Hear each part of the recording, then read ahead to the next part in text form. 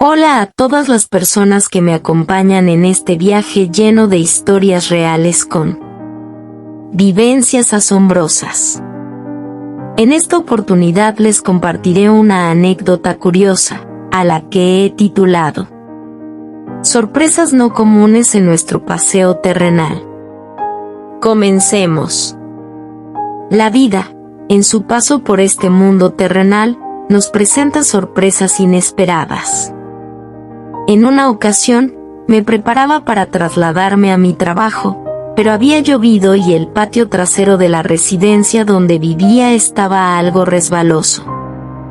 Yo, algo apurada porque me había atrasado al dormir más de lo habitual, me vi en la necesidad de buscar una pieza del uniforme que se encontraba en la parte trasera de la vivienda.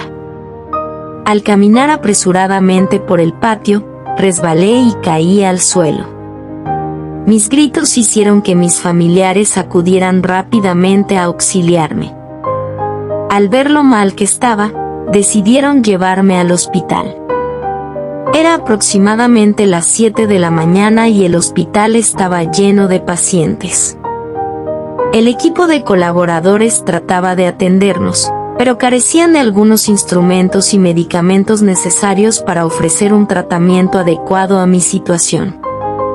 En ese momento, un sobrino mío, que siempre tiene una actitud jocosa, me dijo que me colocarían los brazos en unos pequeños tanques de agua que amarrarían con una soga y los alzarían para intentar acomodar el hueso que se había desplazado. Pensé que me estaba tomando el pelo, pero, para mi sorpresa, a la 1 de la tarde me atendieron y el tratamiento fue exactamente como mi sobrino había descrito. Grité de dolor cuando lo hicieron y, finalmente, me enyesaron ambos brazos. Mi esposo se encargó de todas mis necesidades personales, excepto cuando debía asistir en mis evacuaciones, ya que nunca quise que lo hiciera. Consideraba que eso podría afectar nuestra relación conyugal. A medida que pasaban los días, me fui recuperando poco a poco. Un día decidí salir a pasear por una avenida que está junto al mar. Me vestí completamente de blanco, camisa, pantalón corto, zapatillas y medias, y me maquillé muy bonito antes de salir.